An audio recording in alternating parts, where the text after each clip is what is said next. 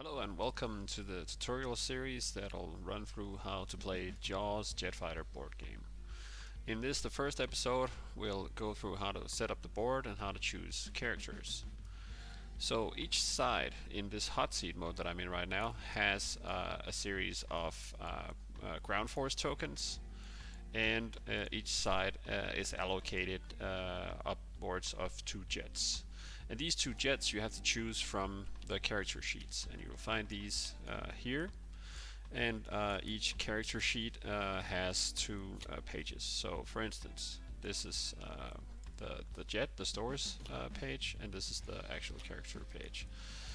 Let's see. So each character has some meta feed, some what do you call it, fluff, and it has some stats that you need for the game. And the stats in game are for the radar cross section of the plane, and it has to do with the stuff that's hanging underneath the wings or the body. And it also has a drag value. So this, for instance, is a nationality. This is a Danish pilot called Nate, and he's got 2 pros because he's got very few stores, so it's limited what he can actually do weapon-wise, but flying-wise he can do quite a few things. So that's one example. Let's draw another couple of cards. So here's the Swede, and this is Eric, and he has a different RCS value because he's carrying quite a lot of bombs. And as you can see, also another drag value, and because of the heavy payload, he has a negative modifier here, and he's got a positive modifier here. Underneath each, there's an amount of turns that the aircraft can stay airborne, so 10 turns here and 18 turns here.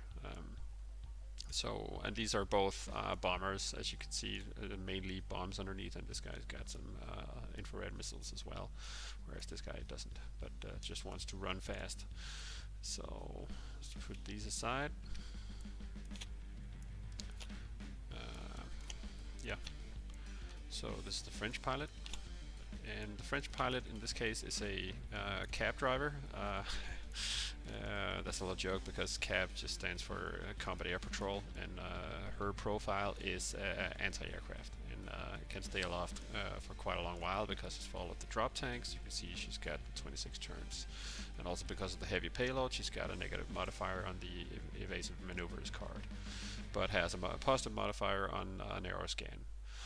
So let's choose her as one of our characters. I'll put her here. And the other character, this of course needs to be done for both sides. So this guy is a Wild Weasel driver, and Wild Weasel is basically shooting harm missiles at surface-to-air missile launchers, and he's got some limited anti-aircraft capability. Most aircraft have these 2 internal guns as well, so they can actually do dogfighting. This is a bad choice because the main focus of the game is destroying the other party's airbase, and this is our own airbase here. I'll run through how you set the game up in just 2 seconds. But you need to choose characters that can actually succeed in the mission. So, for instance, we have 2 bomber pilots here, and we have an anti-aircraft girl here. So, actually, one of the bombers would suit our setup perfectly here. So now I have the Swede as a bomber, and I have a French girl who's doing the anti-aircraft warfare for us. So that's the 2 aircraft that I'm gonna go with in this turn.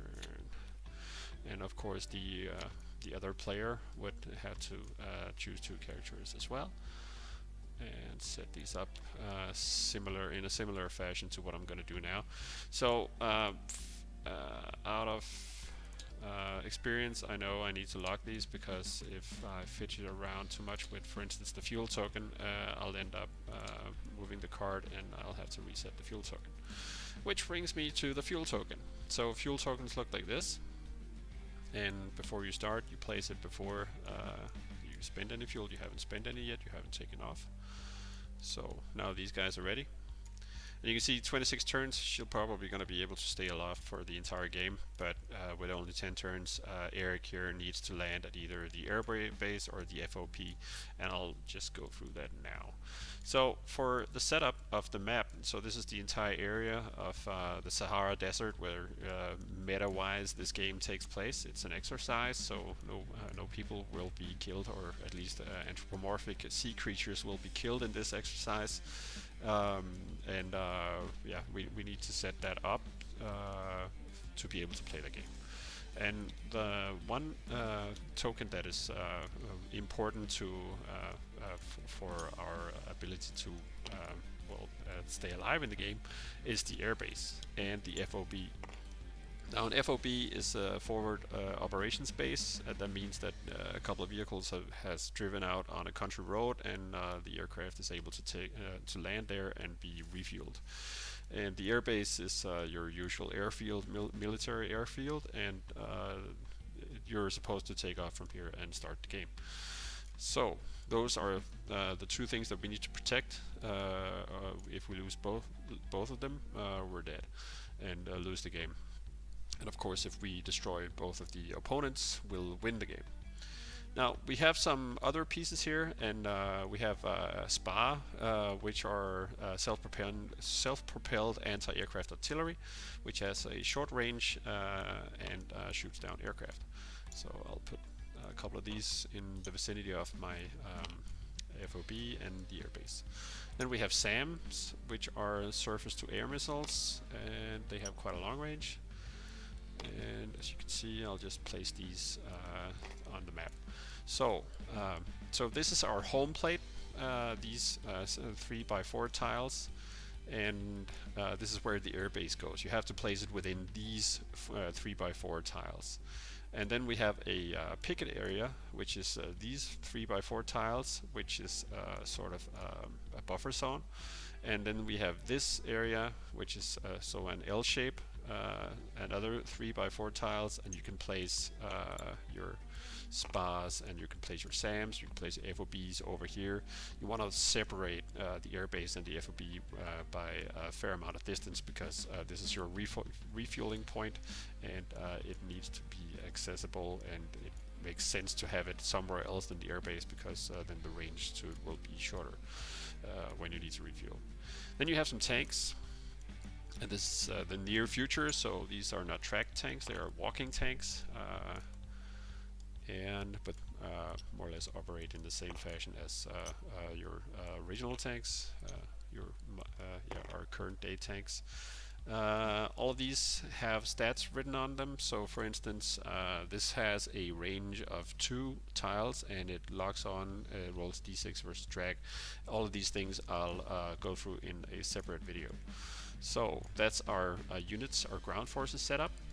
Now we need to set up the mountain range in between, and you can see here there's a bunch of bags of holding over here, and you can drag mountains and whatnot from these. And you have 20 mountains that you need to place, and usually in a 2v2 player game, you would draw one each for each team and set it up so one team can't create a complete barrier. But as you can see here, just this would be totally unfair, because now I'm just one-siding it.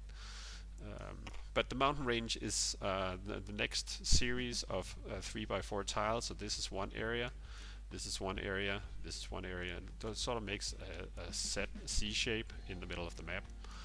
So make certain you create some corridors for the game, and you can always change it the next time you play if you found out that it was unfair. And so we are. So 6, 8, 9. Need 5 more.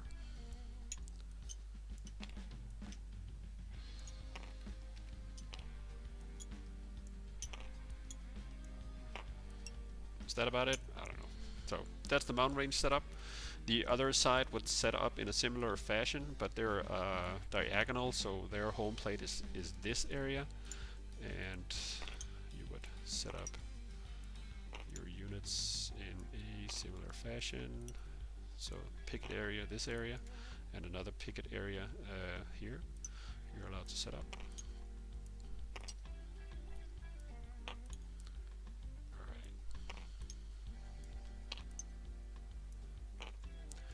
Okay, I haven't put much thought into this. This is just to run through the method.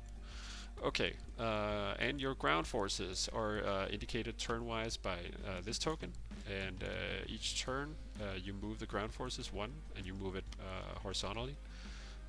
Whereas the bombs and missiles will be moved vertically, so this way down. And I'll run through that in a different video. But as you can see here, the ground forces move every second turn. Alright, so that's almost set up. We need to get our jets. So for instance, you can see the jet preview here. So he gets the blue and yellow jet. So this is the token for Eric, the play piece for Eric. And for Pris here, we get this jet. And the reason that there's two jets is that one is landed and the other one is airborne. So whenever I want to land this jet, for instance, when I'm moving around the board and I'm flying and shooting and stuff, I'll use the airborne token. But whenever I need to use the FOB, I use the landed token, and that's just to indicate that you're landed and you're not overflying it. Because if you use it as the airborne token, it looks like you're still airborne and you could probably still move. Gotta indicate that, because if you want to restock your stores, or if you want to refuel, you gotta be staying in the same tile for 1 or 2 turns for that to happen. So that's why we have the landed version. Okay, and a final thing. As you can see here on the stores token, this is to keep track of the munitions underneath the wings. So you need to grab a series of tokens over here, and I know that Eric has 6 bombs, so he needs 6 bombs placed on his stores sheets. And he needs 2 infrared missiles. And let's go place those on his store sheet. So every time you fire one of these, you'll remove one of the tokens from this sheet. There we go. Alright. And in a similar fashion, Pris needs a series of drop tanks, so that's 4 drop tanks for her. Then you can drop these and gain a better stat value when they're empty. Drop them without them being empty, but I haven't included that in the rules, so that's a bad idea. As you can see, these are not AMRAAM missiles, these are meteor missiles, which isn't really developed yet, but in theory should be able to go many times the speed of sound, because they're using a ramjet engine, whereas these are normal Sidewinder looking missiles, and operate in a similar fashion in the game. Okay, so that's the character setup, and the board is set up, and we can draw the 7 cards that we need on our hand, and now we're ready to play. And then when the other players would set up in a similar fashion. If you're playing 2v2, each player gets 7 cards. If you're playing 1v1, each side gets 7 cards. It's just to make it more simple. And you roll highest number on the dice gets to start the turn, or choose which turn starts.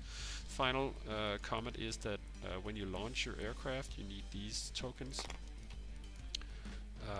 But I'll run through how you operate these in the movement video. So thanks for watching this video, and I'll see you in the next video, and I hope that you play the game.